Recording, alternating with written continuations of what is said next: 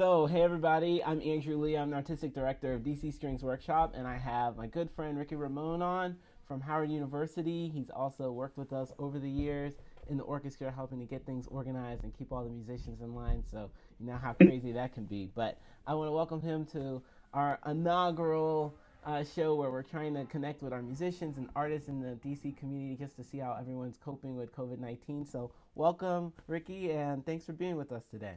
Hey, thanks for having me. I'm excited. So fill us in. What have you been up to? You're a lecturer professor at Howard University. Like, tell us more about that and your background in the arts. I so I was able to leave DC shortly after things started to shut down because of the COVID pandemic, and so I'm originally from Austin, Texas, and so I was able to come home, and I'm teaching online remotely from the bedroom of my Austin apartment. I was currently working on two professional shows, theatrical productions in DC, and both of them got canceled. So I bought myself a very cheap flight, like the cheapest I've ever seen, with 1 day notice, Jeez. and got out of DC, and I'm in Austin now. Okay. So how is it teaching virtually? Like, what tools do you use, or do you find a lot of your students are they able to focus? It's kind of a really challenging time for a lot of people. It's difficult sometimes to know what information to trust.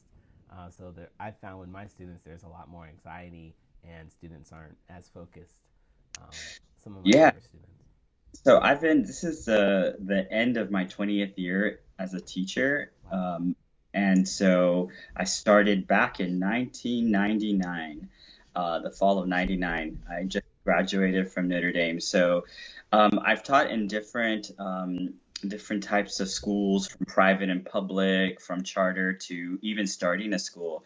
I've even led some nonprofit educational organizations. So I've been a teacher. So the idea of being able to adapt to different situations isn't new to me. I think as a teacher you have to have that skill of adaptability because you're teaching different students all the time. Technology is something that I'm very comfortable with.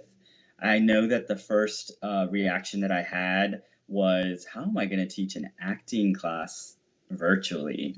It's almost like an oxymoron because Mm-hmm. I teach live theater, and the idea of teaching acting uh, virtually just seemed impossible. That was my first reaction. Or not, I don't even think it was impossible. I'm like, that's absurd. There's no way that I can teach, or they expect me to teach theater and performance virtually. Mm-hmm. But then I took a deep breath and I realized that I can't really react to that because my students need me. So I need to figure out a way. All right, stop the emotional like crying that's happening and just get to work. Figure it out. And so I did what we do in theater. The show must go on. So I had to adapt. It wasn't too bad. I think what so I used so Howard University has the professional license for Zoom. So I use Zoom a lot, but I'd already been using Canvas a lot. Mm-hmm. Howard has a license with Blackboard, but I found Canvas to be a lot more user friendly, both on my end as an educator and on the students' end. And so I'd already incorporated the use of Canvas in all of my classes, whether to do like video teaching or to do projects. And I was even playing around. For instance, in my theater history class, I was playing around with kind of doing a non-traditional hybrid theater history course. Wow. I never lecture, so the my students know up front that the theater history class they're going to get is already going to be different than what they probably assumed a history class would be. So it wasn't really that difficult to transition virtually. So thinking back on the initial reaction I had, it was just me being dramatic. Well, not a lot of not every teacher has as much experience as you have. You've taught like at the local level, high school, middle school, college level. You still perform yourself. Can you tell us more about your background and some of the experiences that you bring to the classroom, not only as an administrator or as a stage manager, but as an artist yourself? Yeah, absolutely. So I went to the University of Notre Dame for undergrad. And it was such an in the 90s. So it was such an eye-opening experience for me because I was born and raised in a um, very Mexican community in South Texas. Both my parents were migrant farm workers. I was the first person from my family to go to college. And I was the first person from my high school ever to go to Notre Dame. Wow. So this idea of going to a Catholic, predominantly white institution, PWI, was foreign to me. I didn't even know where Notre Dame was. I'm like, I'm getting on this plane. It's taking me to Chicago, and somewhere I have to take a small charter plane to some state called Indiana. Um, and so I was I was shocked because as a person of color, um, there weren't opportunities for me in terms of the work that I wanted to do as a theater artist. I was already accustomed to getting the leads in every school play. Granted, we only did one school play a year, but I was always the lead. So going to Notre Dame, um, I was mad. I was mad because I was getting like the servant roles or like ensemble member number 13. And I'm like, what is going on here?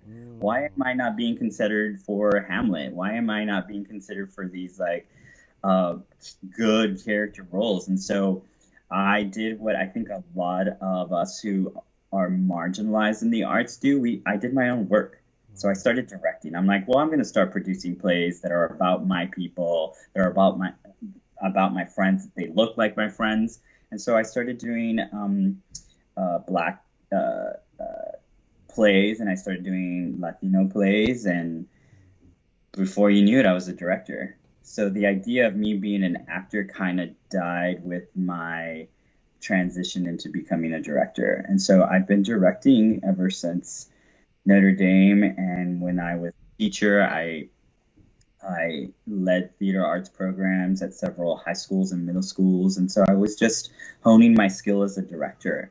And so that's what I wanted to be. And from that moment on, I had this goal that I would win a Tony Award on Broadway for direction. And so that's still my goal, and I think I think you've heard this story before. That's the number one reason why I came to DC, because I feel like 20 years in education, I've done it, and I can still be a teacher, but I have to walk the talk that I teach my students. Like I have to follow and chase my dream, and my dream is to be a director.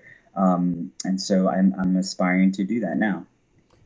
That's wonderful. I mean, you've directed several plays in the DC area, which is not the easiest market to break into. Do you want to share a little bit about that and some of the work you've done with some of the artists you've I worked had with? to I had to employ the same kind of aggressive action that I did at Notre Dame.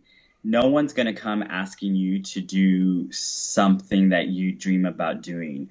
If you dream about doing something, you got to put in the legwork. You have to knock on people's doors. You have to invite yourself to meetings and dinners that you weren't even given an invitation to. That's And right. so that's what I did at DC. In DC, I started just like, who do I need to talk to? Who are the movers and the shakers? And I'm just going to go up and say, hi, my name is, Ricky Ramon. I'm a professor at Howard University. And I knew that using the brand Howard University would open like a gazillion doors for me in the DC professional theater world, because Howard University is the Mecca, and we are known for producing some of the best, if not the best, actors, dancers, singers, musicians, artists.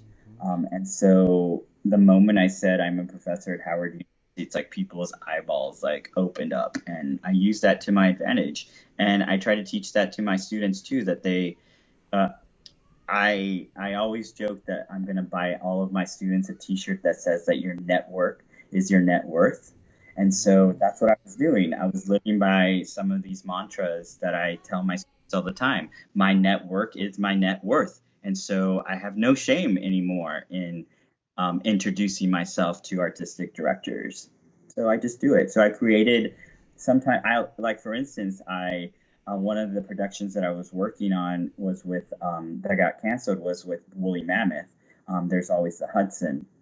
The moment I heard that Woolly Mammoth, who I love, it's one of my favorite professional theater companies in the world. I love Woolly Mammoth because they're so exciting and they're so um, their mission is to do work that normally wouldn't be done at other theaters, and a lot of the time, it's work that's done by women or LGBT playwrights or both LGBT women of color, right? And so when I found out that Wooly was doing a play by a Latina woman, my friend now, Paola Lazaro, I was like, I have to be. There aren't too many Latino directors in DC. I bet you we can count them on one hand, and that's a shame. And I'm like, I have to be a part of this production team somehow. I don't care if I'm the props person, backstage crew. There's no reason why one of the few Latino directors in DC should not be part of this team. And so I spoke with Maria Gil-Ordonez, who I love dearly. And I said, look, I got to be part of this team. Let's make it happen. And so she made it happen. She introduced me to the director, Jess McLeod, who is, oh my gosh, Jess McLeod. She comes out of Chicago, just brilliant, brilliant woman. And I was just lucky for those 3 weeks, just to watch her work. And I learned so much. I just learned so much. And so that's what I do, Andrew. If I see something that I know will benefit me, because I consider myself a lifelong learner. So I had no problem, because even Jess asked me in the interview, she was like, do you think you will have a problem being in the back seat and not being like the lead head director? I'm like, I have no qualms about learning from other people. This business is so funny. I mean, I've worked at in orchestras. I've ran festivals. I've been around music for a long time, and a lot of times egos can sometimes get in the way of opportunities.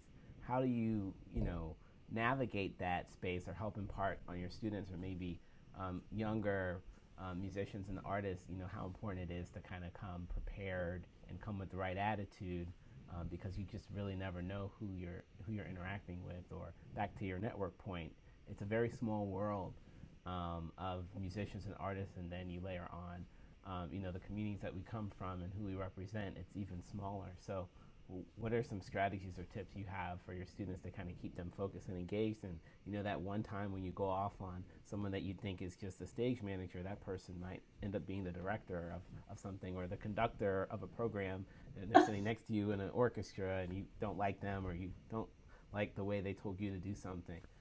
Maybe speak on that. Yeah, so one of the first things, and I think people forget this all the time, is just to be kind. Like the other people that you're going in our field in the arts, we have no choice but to work with other people. Our fields are highly collaborative, and therefore they must be cooperative. And so my first rule that I tell my students is just to be kind. Um, I Goes a so long way.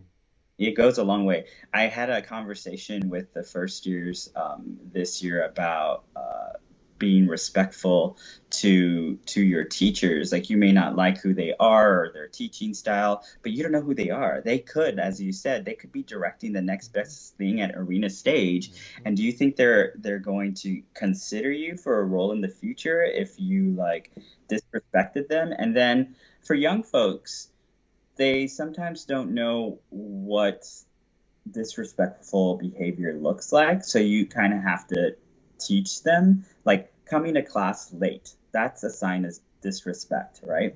Not being prepared, forgetting your Not being music, prepared. forgetting your instrument. We've been Yes, down this road before.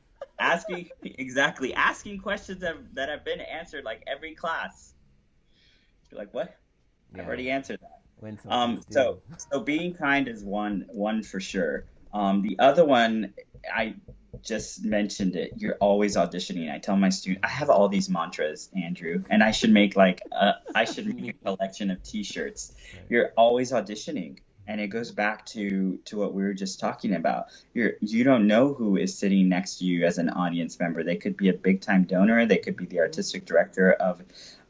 Even if it's even if it's a organization you never want to work with, you don't know who their friends are. They That's could be true. friends with the artistic That's true. director of woolly mammoth. So I'm always being kind, and you're always auditioning. And there's a rule in the theater world. I don't know if it exists in the music world, but when you go see a show, you don't talk about it within a 7 mile radius, whether it's good or bad Hmm. criticism. You just there's a 7 mile rule. You just don't talk about it, right? Well, I You mean, can. you never know. I mean, after the show, there's always someone at the bar who says, I hate this conductor, or I hate the way the chorus did this, or hate that, and further down on the bar is the conductor. A conductor. So it can really make life really difficult for future opportunities.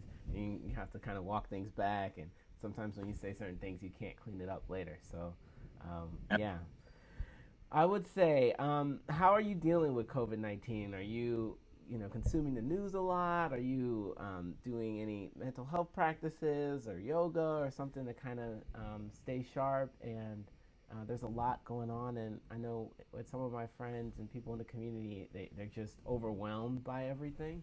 How are you dealing with everything that's happening? I'd like to say that I'm handling it fairly well and positively.